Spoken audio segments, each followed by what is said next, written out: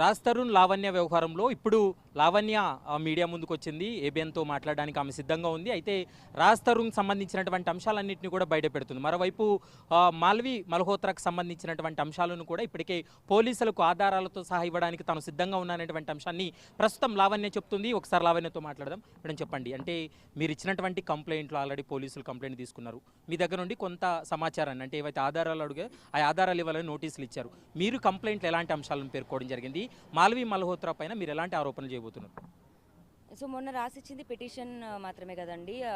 2 days అందుకే 2 days అందుకే late అయింది లాయర్ అప్రోచ్ అయ్యి లాయర్తో చేయడానికి. అండ్ ఆయనే చేస్తున్నారు. ముఖ్యంగా మాల్వి మల్హోత్రాకు సంబంధించిన దాంట్లో అంటే మీ మధ్య రిలేషన్లో గ్యాప్ రావడానికి ఆమె కారణం, ఆమె వల్లనే మేము విడిపోయే స్థాయికి వచ్చామనేటువంటి అంశాన్ని మీరు చెప్తూ ఉన్నారు. అసలు ఆమె ఎంటర్ అవ్వడానికి ప్రధానమైనటువంటి కారణం ఏంది? ఈ విషయం పైన మీరు రాజ్ తరుణ్ క్వశ్చన్ చేసినప్పుడు అతని నుంచి వచ్చేటువంటి రెస్పాన్స్ ఏంది? వాళ్ళు మూవీస్ టుగెదర్ చేశారండి. అతను హీరోగా, ఈమె హీరోయిన్గా. ఫస్ట్లో నార్మలే అనుకున్నాను, బట్ ఇంటెన్స్ అవుతుంది. నేను అందరిలాగే వద్దు, నేనున్నాను ఇక్కడ ఒక అమ్మాయిని అని చెప్పడం జరిగింది.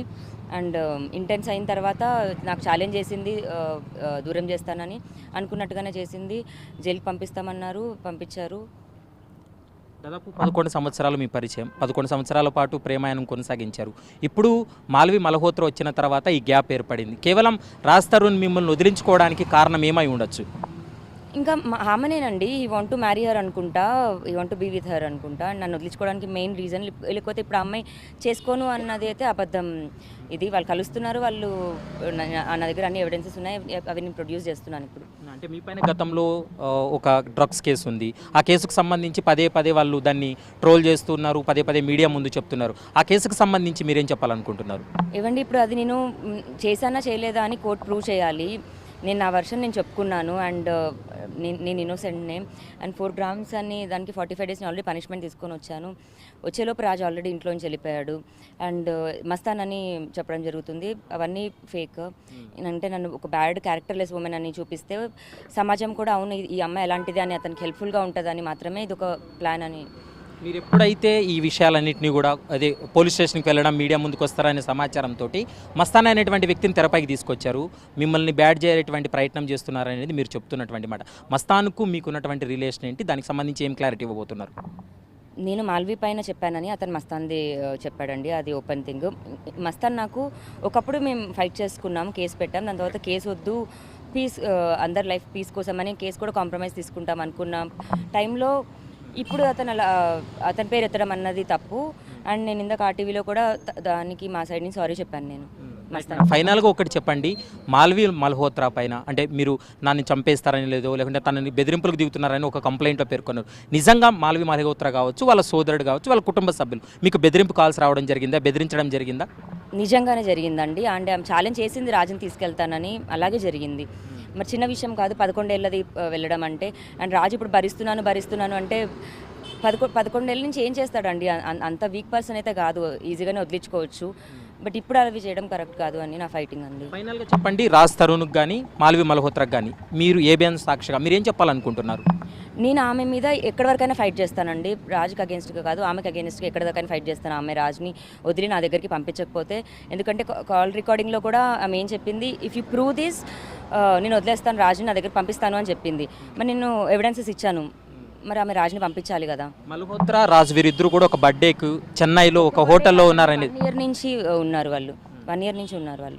దానికి సంబంధించినటువంటి ఆధారాలను పోలీసులకు ఇవ్వబోతున్నారు. అన్నీ ఉన్నాయి, అన్నీ ఇస్తున్నాను. అండ్ వాళ్ళు ఉన్నారో లేదని ప్రూవ్ చేయాల్సింది పోలీసులే కదండి. నేను మిగతా వాళ్ళకి అందరికీ చెప్పగలను, పోలీసులు ప్రూవ్ చేయాలి, అదే నేను కోరుతున్నాను. ప్రస్తుతం అయితే మాత్రం లావణ్య చెప్తూ ఉంది. లావణ్య ఇప్పటికే మాల్వి మల్హోత్రాకు సంబంధించినటువంటి అంశం పైన చాలా ఆధారాలు ఉన్నాయి.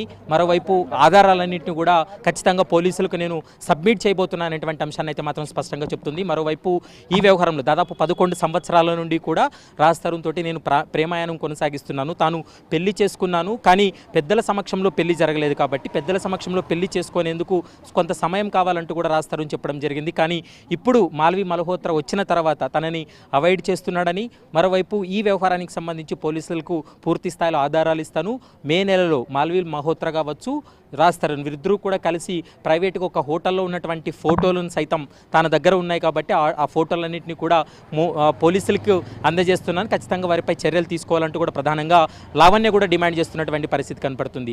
ఎంటైర్ ఎపిసోడ్లో దాదాపు 11 సంవత్సరాల పాటు వీరి సాగినటువంటి ఈ ప్రేమాయాణంలో మాల్వి మల్హోత్రా అనేటువంటి నటి, ఆమె రాజ్ తరుణ్కి సంబంధించినటువంటి సినిమాలో ఆమె నటిగా నటిస్తున్నారు కాబట్టి ఈ నేపథ్యంలోనే వారిద్దరికి పరిచయం కాస్త అది ప్రేమగా మారి వారిద్దరు కూడా పెళ్లి చేసుకునే స్థాయికి వెళ్ళారనేటువంటి అంశాన్ని లావణ్య చెప్తుంది. 11 ఏళ్ళగా తాను ఉంటున్నటువంటి వ్యక్తిని కాదని మరొక యువతితోటి పెళ్లికి రాజ్ తరుణ్ సిద్ధమయ్యాడు కాబట్టి దీనిపైన తాను న్యాయ పోరాటం కొనసాగిస్తాననేటువంటి అంశాన్ని చెప్పడంతో పాటు గతంలో వరలక్ష్మి టిఫిన్స్కి సంబంధించినటువంటి డ్రగ్స్ కేసుకు తనకు ఎలాంటి సంబంధం లేదు, ఇది కేవలం తనను ఇరికించేటువంటి ప్రయత్నం చేశారనేటువంటి అంశాన్ని అయితే మాత్రం లావణ్య స్పష్టంగా చెప్తుంది. వీడియో జర్నలిస్ట్ ప్రమోద్తో ప్రవీణ్ కలవల, ఏబిఎన్ ఆంధ్రజ్యోతి, హైదరాబాద్.